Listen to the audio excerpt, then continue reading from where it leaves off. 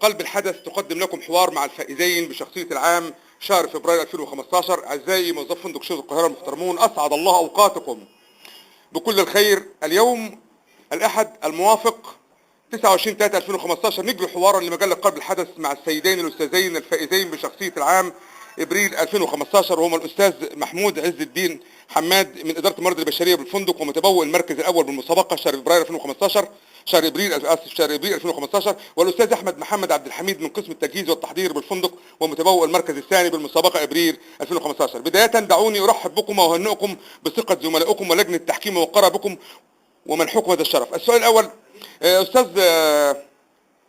أستاذ محمود، ألف مبروك، وكلمة توجهها لمجلة قلب الحدث المشرفة على المسابقة ودورها التنويري والإعلامي، ماذا تقول لها ورئاسة تحريرها؟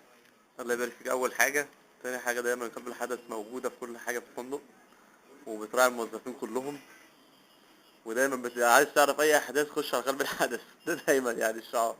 طيب أستاذ أحمد، نفس السؤال، ألف مبروك، وكلمة توجهها لمجلة قلب الحدث المشرفة على المسابقة ودورها التنويري والإعلامي، ماذا تقول لها ورئاسة تحريرها؟ والله ألف شكر ألف شكر إن هي اختارتني في المجلة، ومش قادر أقول لها يعني أكتر من ألف شكر.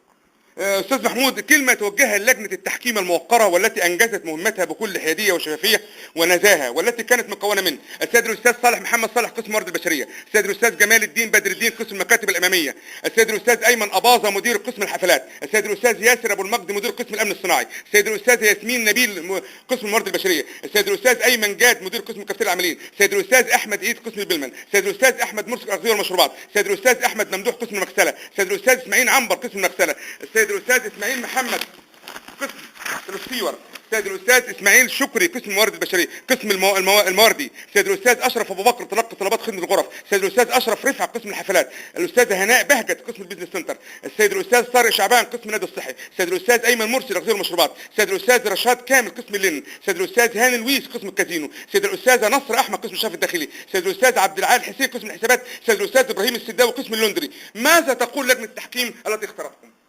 كلهم زملاء افاضل يعني، واشكرهم كلهم طبعا. ماذا تقول لجنة التحكيم اللي اختارتك في المركز الثاني؟ ألف شكر إن هم اختاروني.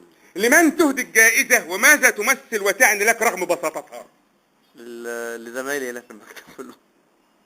وماذا تعني لك رغم بساطتها؟ لا، دي حاجة جميلة جدا، يعني الحكاية مش في قيمتها، أهم حاجة القيمة المعنوية بتاعتها. لمن تهدي الجائزة وماذا تمثل وتعني لك رغم بساطتها؟ هي حاجة جميلة جدا وهديها لزملائي طبعا.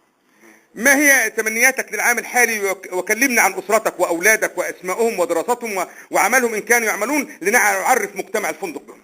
أنا عندي فريدة 3 سنين وعلي لسه 6 شهور كده. ربنا يخليك. ما هي تمنياتك للعام الحالي، وكلمنا عن أسرتك وأولادك وأسمائهم ودراستهم وعملهم إن كانوا يعملون لنعرف مجتمع بهم. أنا عندي عبد الرحمن 13 سنة، وهاجر 11 سنة، وحمزة 4 سنين. ربنا يخليك.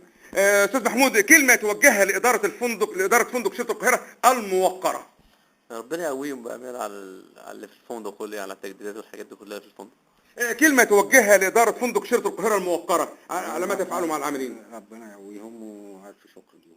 وفي نهايه الحوار نتوجه لحضراتكم بخالص التهنئه والتبريكات، ونتمنى لكل الخير والتقدم لفندق شرطه القاهره العظيم اداره ونقابه وموظفين، واتمنى الفوز لكل موظفي الفندق في الشهور القادمه، واؤكد لكم ان كل حقوقكم ومكتسباتكم محفوظه ومصانه، ولن يستطيع احد ايا كان ان يتعرض لها بالسلب، بل اؤكد لحضراتكم جميعا ان مع الافتتاح للفندق ستحل كل الامور المعلقه بالهدوء والعقل والتريث والاحترام. ما خلص تحياتي كامل هبيل، رئيس تحرير قلب الحدث الاعلامي.